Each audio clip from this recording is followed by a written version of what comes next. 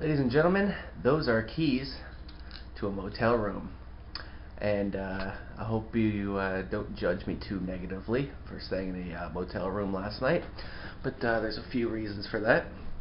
The first reason is because the weather was really garbage last night. It was raining pretty hard, and I have no desire to camp in that sort of weather.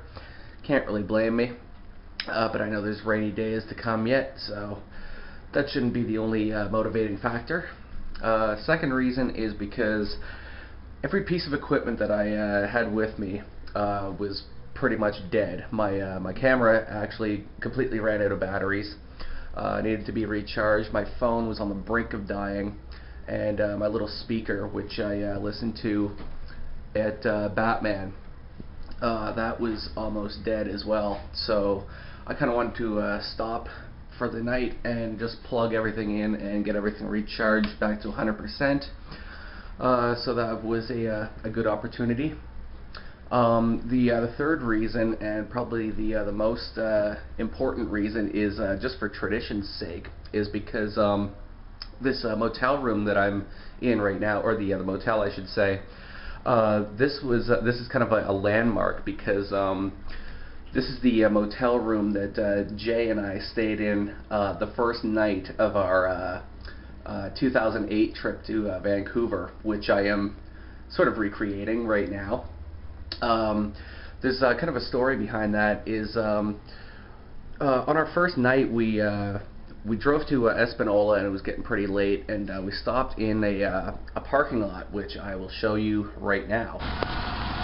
This is the infamous parking lot of the Jay-Dan trip 2008.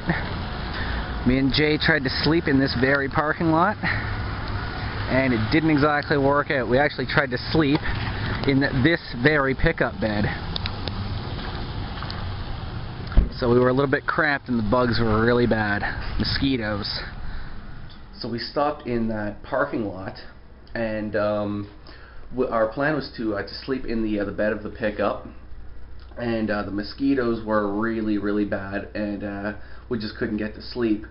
And so we kind of had the plan to, or I think I came up with the plan to just keep driving all night down the road. I would drive overnight, and as soon as I started getting tired, Jay would take over, and we would just keep driving through the night down the Trans-Canada. And as it turned out, we left Espanola, we left that parking lot, and we came here, which is about 10 minutes away from Espanola, in Webbwood. It's called the Webley Motel, and we got here at about 3 in the morning, and you know, kind of knocked on the door, and some lady came downstairs. You could tell we'd woken her up, but she was nice enough to give us a room for the rest of the night anyway. So that's kind of the story behind this motel that I'm at right now, the Webley Motel in Webbwood, Ontario. So that's kind of the third reason that I'm stopping for the night, or I stopped for the night, just for tradition's sake, is because this is the famous motel that Jay and I had to resort to at the end of the first night of our 2008 trip. Anyway, I'll show you the outside of the motel, and we'll continue on down Highway 17, the Trans-Canada Highway. So this is the Webley Motel in Webbwood, Ontario. They're actually doing a whole bunch of renovations right now, so it's not completely up to par. But you know, the guy was still nice enough to give me a room for the night, and let me carry on with tradition's sake. Okay, we're just coming on to Highway 17 here. This is the Trans-Canada Highway, and we're heading west to, I guess, the Sault Ste. Marie area. You can see the Webbwood Motel sign right there. We're going to carry on to Sault Ste. Marie, and I don't know where we're going to end up tonight. Maybe, what's it called? Lake Superior Provincial Park. And we'll make a plan at some point today. It's the first stop of day 3, and right now we are in a little place called, I don't know if you can see it, Blind River. Blind River, Ontario. The reason I'm stopping here is because Blind River was the little town that was immortalized in Neil Young's classic song "Long May You Run," which is kind of my anthem. It goes, back in Blind River in 1962, I last saw you alive, but we missed that shift on the long decline. Long may you run. So, Blind River, Ontario. I should also point out that that Neil Young song, "Long May You Run," was actually written about his first car, which broke down. So, I'm hoping in the true spirit of things, my car, or my truck, will hold up for the long run to Vancouver, BC. Keep it up, old girl. Well, it was back in Blind River in 1962 when I last saw you alive. But we missed that ship on the long decline.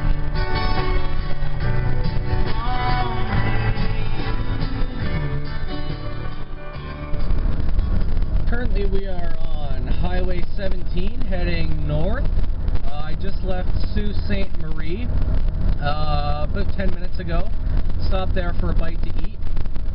And right now we are heading toward Lake Superior Provincial Park. I'm going to be checking that out a little bit. And the plan right now is I hope to camp in Wawa tonight, which is it's really just a couple minutes north of the edge of Lake Superior Provincial Park on the northern end. Wawa's got a kind of a couple of cool sights. There's the Big Goose there, so you'll be seeing that in a little while. And hopefully I can get a campsite there, and then tomorrow night, hopefully I can camp at Nipigon. Nipigon is another place that I'm looking forward to getting back to. I even wrote a song about it, and we'll see. Maybe I might even have a live performance of my Nipigon song here on the video diaries. So that's the plan right now, heading toward Wawa, and hopefully camping there tonight. And in just a little bit, we'll be checking out Lake Superior Provincial Park.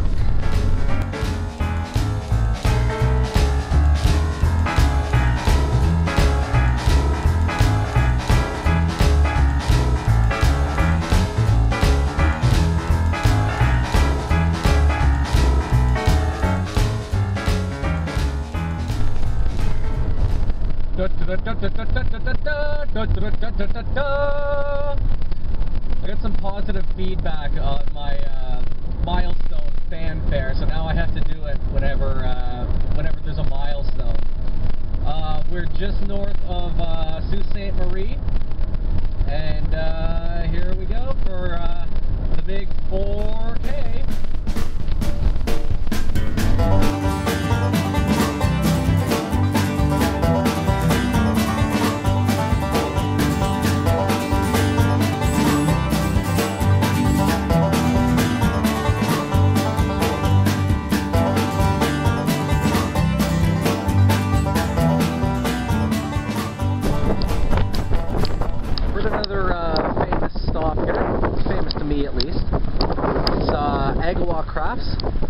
In Pancake Bay, and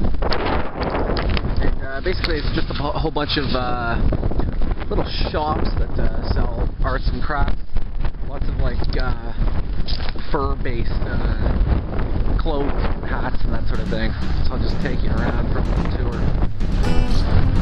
There's Agalaw Crafts. Teepees out front.